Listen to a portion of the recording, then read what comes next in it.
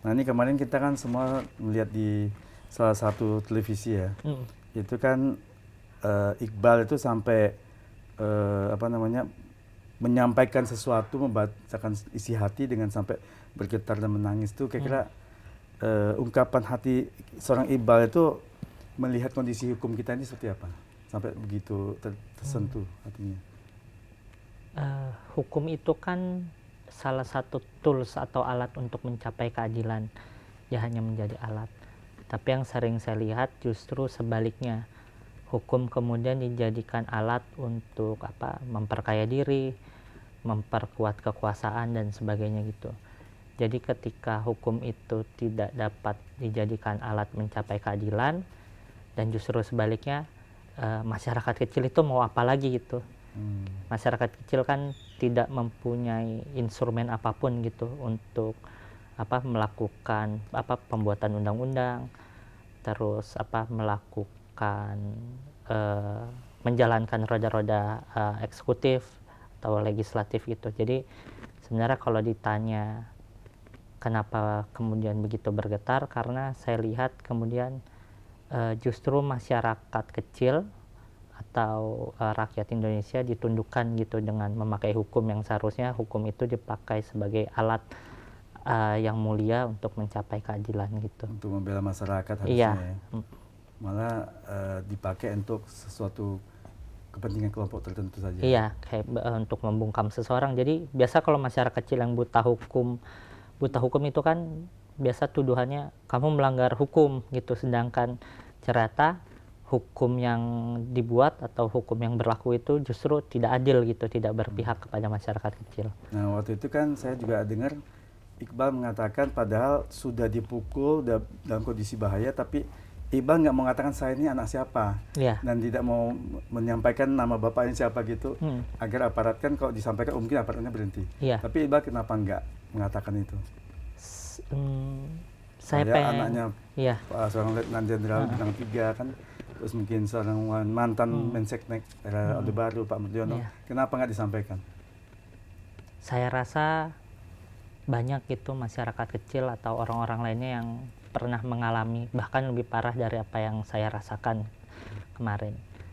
Jadi kenapa tidak saya sampaikan? Saya pengen tahu bagaimana rasanya ketika kita jadi masyarakat yang tidak mempunyai latar belakang yang bagus, itu yang baik, kemudian kita tidak mempunyai keluarga yang berkuasa, bagaimana sih rasanya kalau kita berada di depan kekuasaan?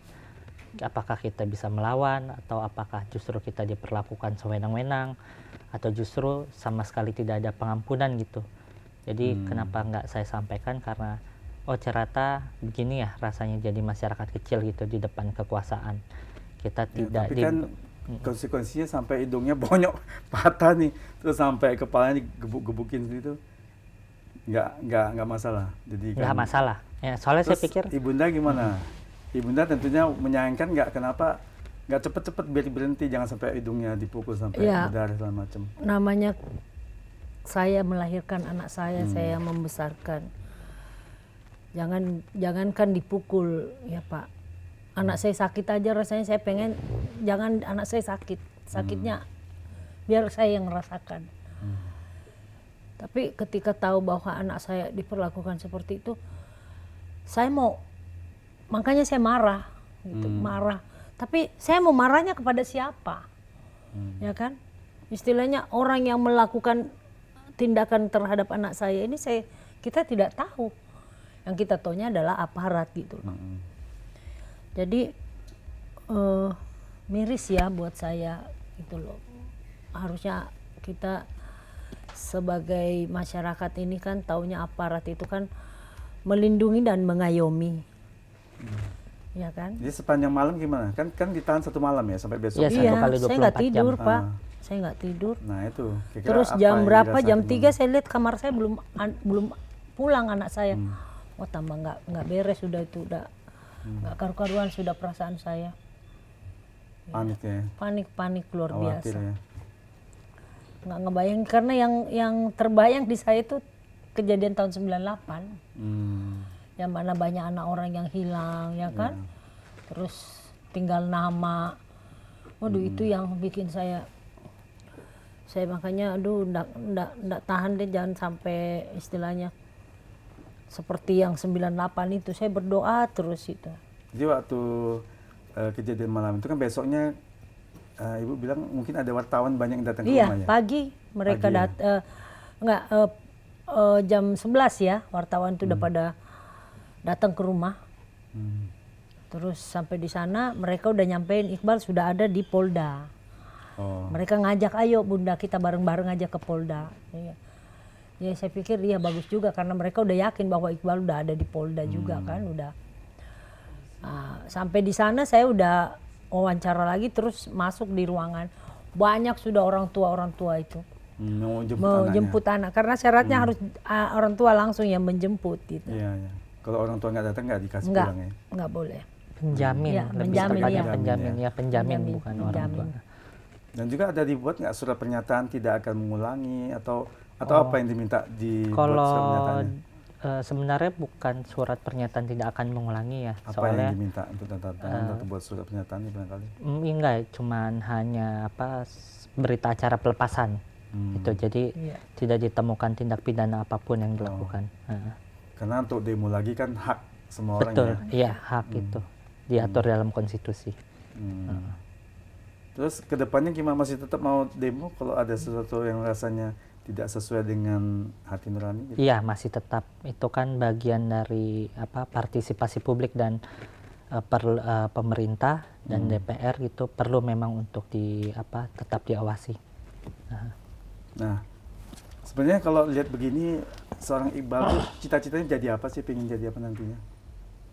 Kalau cita-cita dulu kecil cita-citanya jadi presiden. Wah, ya. Waktu kecil. Jadi saya Pak Teddy setiap ulang tahun tuh saya tanya, Bal cita-citanya apa nak? Presiden. Ya. Dari dia belum bisa jadi bilang presiden. Masih kecil. Ya. Presiden. Oh ya. Ulang tahun lagi tanya lagi, ulang tahun nanya lagi. Begitu terus, nggak pernah berubah. Ya. Tapi waktu udah besar, itu harapan aja lah, bukan cita-cita lagi. Iya.